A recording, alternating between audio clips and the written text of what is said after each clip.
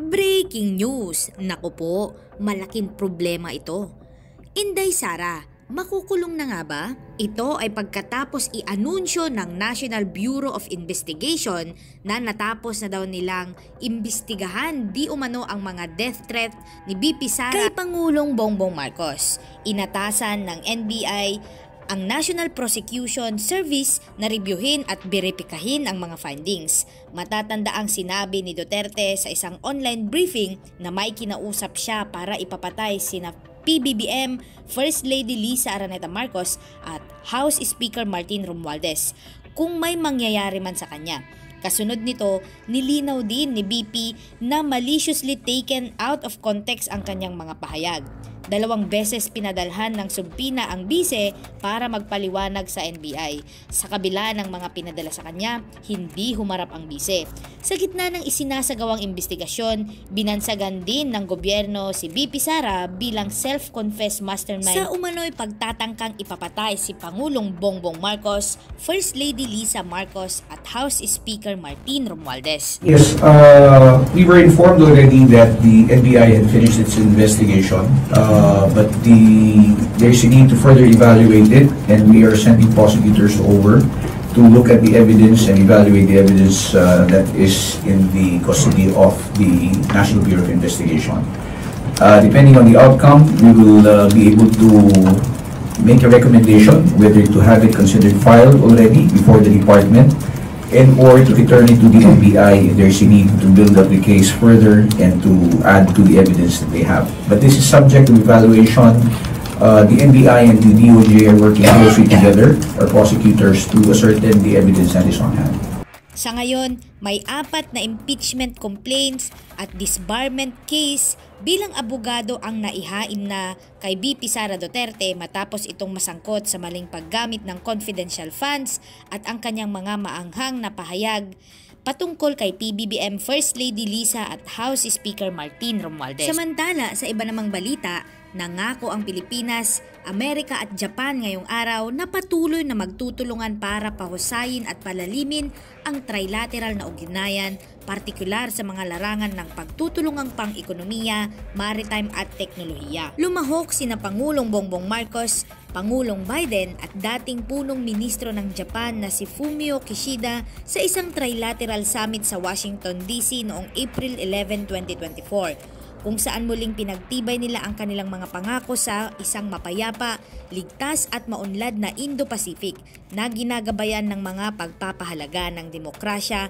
ang panuntunan ng batas at ang mga karapatang pantao. Binanggit ni PBBM na mula noong pinagtibay ang Trilateral Joint Vision Statement noong April 2024, malaki ang pag-unlad sa pagpapatupad ng bilateral at trilateral na kooperasyon sa mga lugar na may mga mutual na interes sa pagitan ng Pilipinas, US at Japan. Kabilang sa mga interes na ito ay ang inklusibong paglago at katatagan ng ekonomiya, mahalaga at umuusbong na mga teknolohiya, pagkikipagtulungan sa klima at malinis na enerhiya, at pagpapataguyod ng kapayapaan at seguridad sa 3 bansa. Pinuri rin ni Pangulong Biden at Pangulong Marcos sa kanyang diplomatikong tugon sa agresibo at mapilit na aktibidad ng China sa South China Sea. Binigyang diin ni Prime Minister Ishiba ang kahalagahan ng pagpapalalim ng trilateral na kooperasyon sa pagitan ng Pilipinas, US at Japan, na binanggit ang pag-unlad na nagawa noong Trilateral Summit noong April 2024. Sa isang trilateral na tawag sa telepono ngayong araw, pinangako nila Pangulong Marcos, Pangulong Biden at punong Ministro Ishiba na pahusayin ang trilateral na relasyon ng 3 bansa.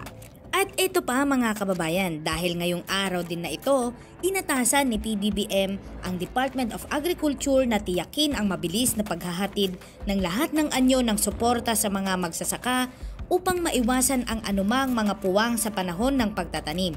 Iniutos ni Pangulong Marcos sa kagawaran ng Budget and Management na mag-ingat sa panahon ng pagtatanim at tiyakin na ang sektor ng agrikultura ay suportado at binibigyang prioridad ng gobyerno. Nanawagan din siya sa Department of Budget and Management na garantiyahan ang napapanahong suporta sa budget para sa sektor ng agrikultura.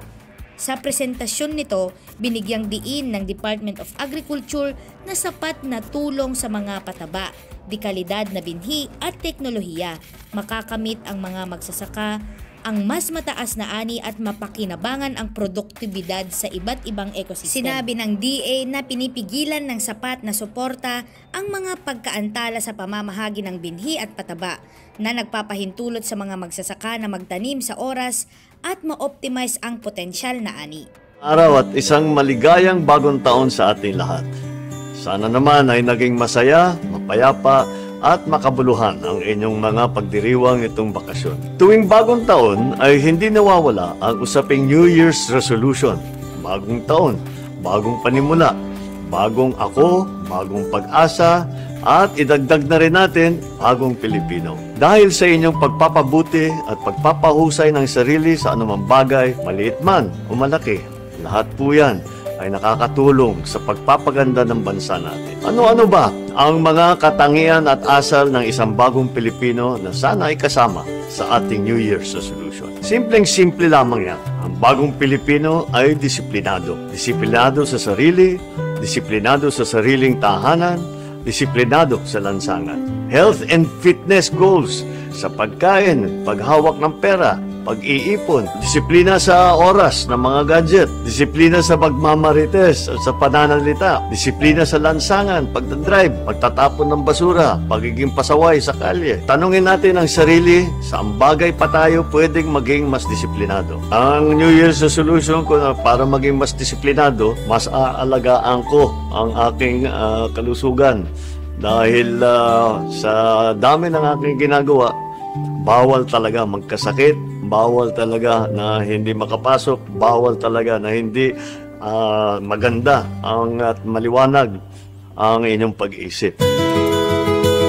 Pangalawa, ang bagong Pilipino ay pinapahalagan ang kultura ng kahusayan at kagalingan, ang ating culture of excellence na tinatawag. Gagalingan ko pa ngayong taon at lalong susuportahan ko din ang mga magagaling at nagpupursige. Kikilalanin natin at ipapakilala ang mga mahusay na Pilipino sa buong mundo. Magaling tayo, kaya dapat ilagay na natin sa ating pag-iisip na ngayon, hindi na pwede ang pwede na.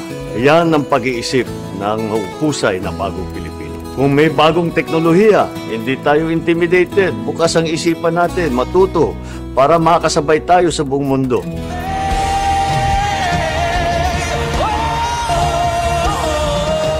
Nakita naman natin, meron na naman tayong champion na si Sofronio Vasquez. Ngayon lang nakilala, napakagaling talaga.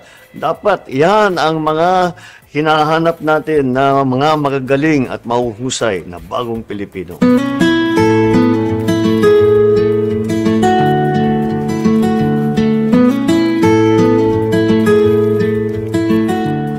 At pangatlo, ang bagong Pilipino ay mapagmahal sa bayan. There is a renewed sense of patriotism. Dapat sa ating mga New Year's resolution, lagi nating kasama ang pagmamahal sa ating minamahal na Pilipinas.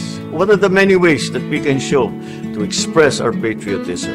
Napakarami. Huwag na siguro tayong lumayo. Hindi naman kailangan national level. Paano tayo makakatulong sa ating lokal na komunidad, sa ating syudad, sa ating barangay, sa ating tahanan? What can we do to shape the community? Help our schools, build a playground, kahit na maliliit lang na bagay.